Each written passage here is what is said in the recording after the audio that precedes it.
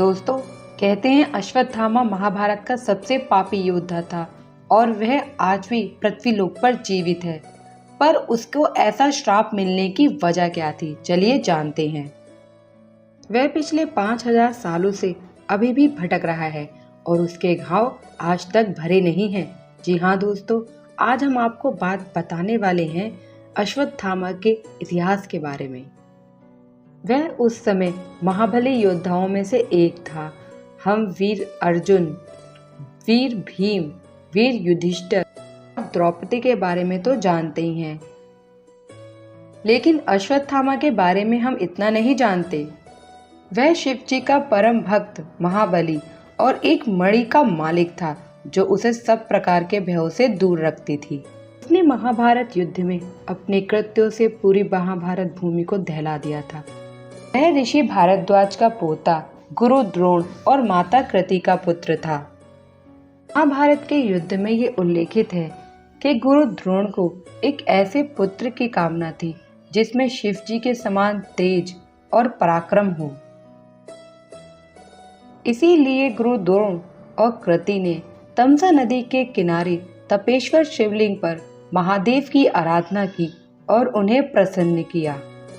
महादेव उनके समक्ष प्रकट हुए और बोले, खोलो वत्स, मैं तुम्हारी तपस्या से अति प्रसन्न हूँ। मांगो, तुम्हें क्या वरदान चाहिए। प्रभु, मैं आपसे एक ऐसे पुत्र का आशीर्वाद चाहता हूँ जिसमें आप ही का प्रताप विद्यमान हो, जो सभी तरीके की युद्ध कलाओं में व वेद शास्त्रों में प्रखंड हो, अतः अपने बल से समस्त संसार पर राज करे। तथास्तु।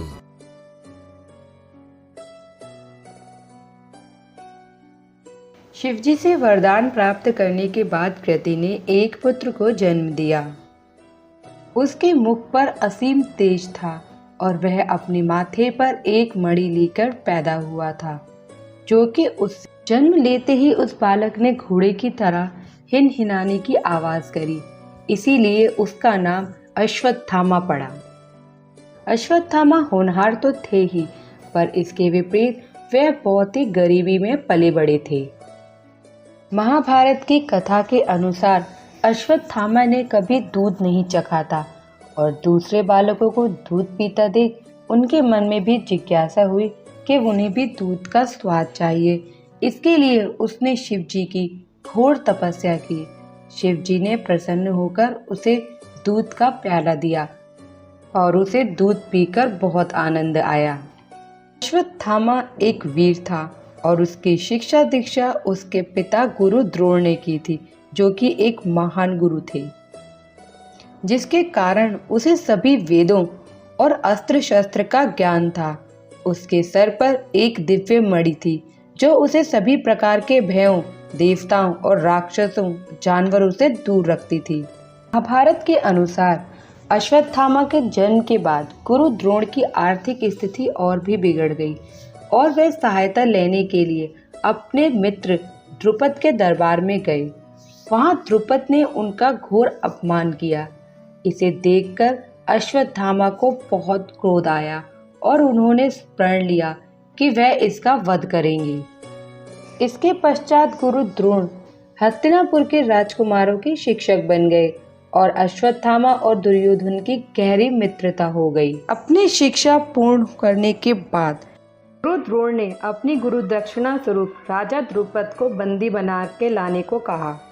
उसके बाद गुरु द्रोण ने राजा द्रुपद का दक्षिण राज्य अपने पुत्र अश्वत्थामा को दे दिया और इस प्रकार अश्वत्थामा, जो कि दूध के लिए तरसता था, एक महान राज्य का राजा बन गया।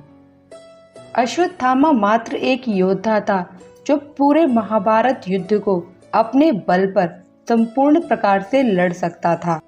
उसके दिव्य अस्त्रों में प्रमुख थे ब्रह्मास्त्र, नारायण अस्त्र, अग्नि अस्त्र, रुद्र अस्त्र, वज्र अस्त्र और नागपाश, और भी ऐसे कई दिव्य अस्त्र।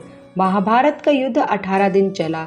युद्ध से पूर्व अपने पिता से विजयी होने का आशीर्वाद लेने पहुंचे तो उन्होंने कहा, पुत्र अश्वत्थामा, युद्ध अपने पराक्रम, बुद्धि और कौशल से जीता जाता है। ना कि सिर्फ विजय होने के आशीर्वाद से। अश्वत्थामा को इस पर बहुत क्रोध आया और वह समझ गया कि युद्ध बहुत ही भयावह होने वाला है।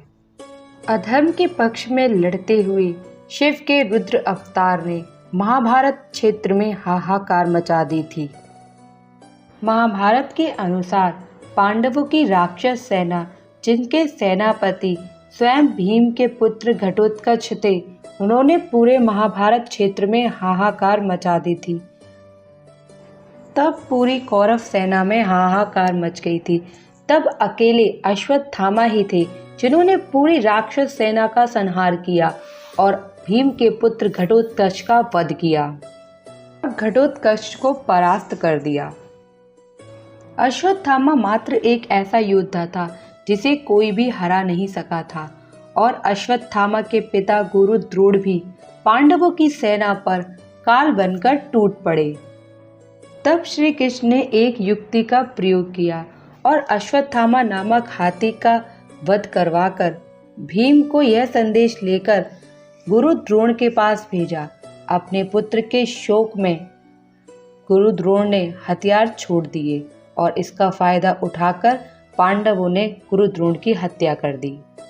अपने पिता की छल से हुई मृत्यु को देखकर अश्वत्थामा बहुत क्रोधित हुआ और उसने एक प्रतिज्ञा ली।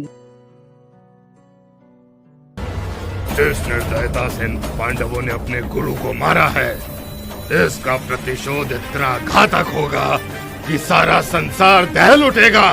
मैं द्रोण पुत्र अश्वत्थामा पांडवों के वंश का विनाश कर दूंगा। इसके बाद अश्वत्थामा कौरव सेना के सेनापति बने और अर्जुन और अश्वत्थामा के बीच एक भीषण युद्ध हुआ। यह युद्ध इतना भीषण था कि देव और देवता भी इस युद्ध को देखने के लिए पृथ्वी पर आए थे। महाभारत के अनुसार अगर सूर्यास्त ना हुआ होता तो अश्वत्थामा अर्जुन के प्राण ले लेता।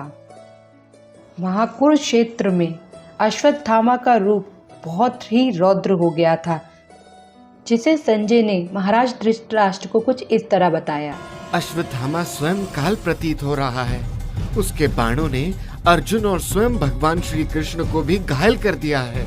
सारा कुरुक्षेत्र अश्वत्थामा की हजार मेघों जैसी गर्जना से दहल रहा है। ये दृश्य अत्यंत डरावना है और अश्वत्थामा की ओर देखना भी कठिन हो रहा है, जैसे उसने स्वयं रौद्र रूप धारण कर रखा हो। परंतु ऐसा नहीं हुआ।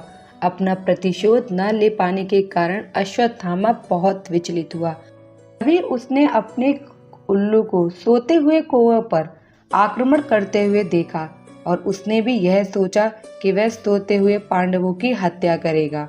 इस पर वह उनके खेमों में जा पहुंचा, पर सभी ने उसकी निंदा की, जिसमें दुर्योधन भी शामिल था।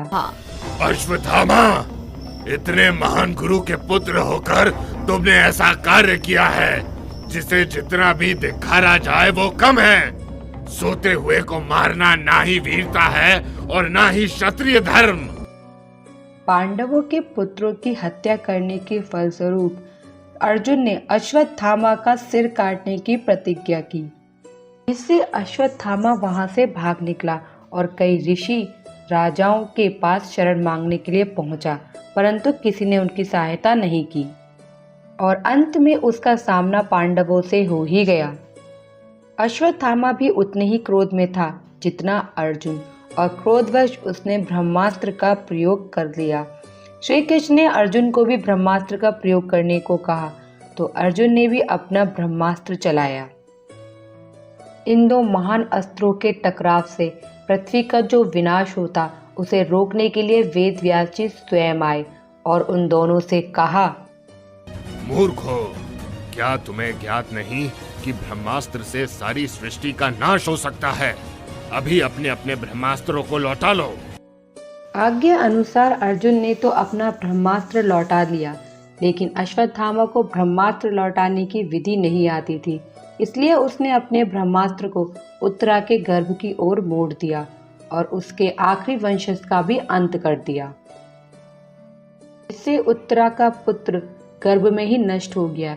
इस बात से क्रोधित होकर श्री कृष्ण ने अश्वत्थामा को श्राप दिया।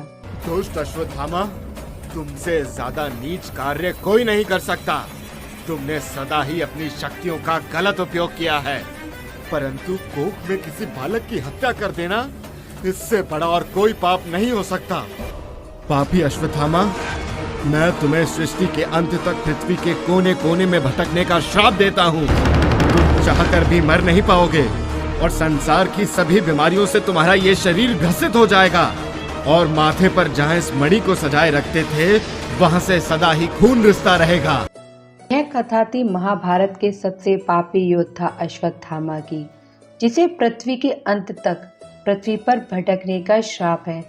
तो दोस्तों, कैसी लगी आपको ये वीडियो कमेंट सेक्शन में ज़रूर बताइएगा। और अगर आपको वीडियो पसंद आए तो चैनल को लाइक शेयर सब्सक्राइब करना ना भूलें। Thank you.